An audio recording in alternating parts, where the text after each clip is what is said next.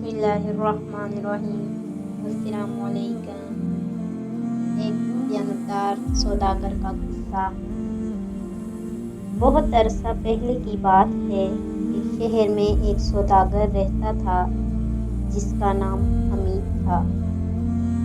حمید اپنی دیانتداری، ایمانداری اور نرم خوئی کے باعث پورے علاقے میں مشہور تھا۔ اس کا ماننا تھا کہ کاروبار میں برکت سچائی، انصاف اور اللہ کے احکامات پر عمل کرنے سے حاصل ہوتی ہے۔ حمید اکثر کہا کرتا تھا، رزق اللہ کا عطا کردہ ہے، اگر ہم ایمانداری سے اپنا کام کریں تو اللہ تعالیٰ ہماری زندگی میں سکون اور برکت ڈال دیتا ہے۔ حمید کی شہرت اور کاروبار بہت وسیع تھا۔ وہ کپڑے، اناج اور دوسرے سامان کی خرید و فروخت کرتا تھا۔ شہر کے دوسرے تاجر اس کی ایمانداری سے متاثر ہو کر اسے عزت دیتے تھے۔ اگر کوئی گاہک حمید کی دکان پر آتا تو وہ اسے صاف الفاظ میں بتاتا کہ مال کی کیا قیمت ہے، کیا خامیاں ہیں اور وہ منافع کتنا لے رہا ہے۔ ایک دن ایک گاہک نے حیرانی سے کہا، حمید بھائی، آپ اپنے مال کی قیمت اور خامیوں کو اس طرح کیوں بتاتے ہیں؟ دوسرے تاجر ایسا نہیں کرتے اور زیادہ منافع کماتے ہیں۔ حمید نے مسکراتے ہوئے جواب دیا، بھائی، میرا کاروبار اللہ کی رضا کے لیے ہے۔ اگر میں جھوٹ بول کر فائدہ اٹھاؤں تو یہ فائدہ وقتی ہوگا، لیکن اس کا نقصان آخرت میں ہوگا۔ اللہ نے ناپ تول میں انصاف کا حکم دیا ہے اور جو اس پر عمل کرے گا وہ دنیا اور آخرت میں کامیاب ہوگا۔ حمید کا کاروبار دن بہ دن بڑھتا جا رہا تھا، مگر کچھ تاجر اس سے حسد کرنے لگے۔ وہ اس کی سچائی اور ایمانداری کو کمزوری سمجھتے تھے۔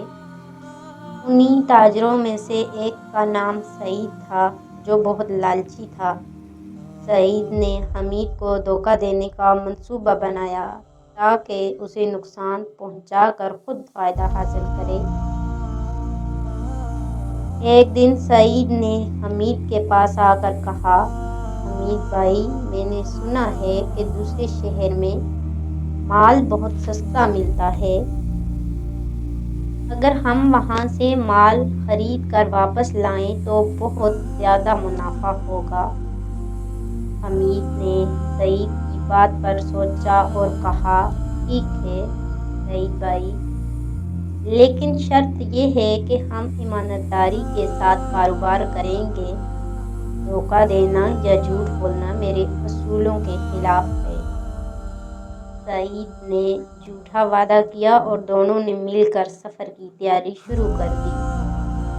جب حمید اور سعید دوسرے شہر پہنچے تو واقعی وہاں سامان بہت سستا تھا۔ سعید نے حمید کو ترغیب دی کہ وہ سستا اور ناقص سامان خریدیں تاکہ زیادہ منافع حاصل کیا جا سکے۔ مگر حمید نے انکار کرتے ہوئے کہا، یہ دھوکہ ہوگا، میں اپنے گاہکوں کو ناقص مال نہیں بیچ سکتا۔ میرا یقین ہے کہ رزق حلال طریقے سے حاصل کیا جائے تو اس میں برکت ہوتی ہے۔ سعید نے حمید کی بات کو نظر انداز کر کے بہت سا ناقص سامان خرید لیا اور واپس شہر آ کر لوگوں کو دھوکہ دینے لگا۔ وہ ناقص سامان کو اچھے داموں میں بیچنے کی کوشش میں کامیاب بھی ہوا، مگر اس کا دل مطمئن نہ تھا۔ حمید نے اپنی ایمانداری پر قائم رہتے ہوئے اچھا اور معیاری سامان خریدا۔ جب وہ واپس شہر آیا تو اس نے لوگوں کو صاف صاف بتایا کہ اس کے سامان کی قیمت اور کوالٹی کیا ہے۔ لوگ حمید کی سچائی پر ہمیشہ کی طرح اعتماد کرتے تھے اور اس کا مال جلدی فروخت ہو گیا۔ دوسری طرف سعید کے ناقص مال کے عیب ظاہر ہونے لگے۔ گاہکوں نے جب دھوکہ محسوس کیا تو انہوں نے سعید کی دکان کا بائیکاٹ کر دیا۔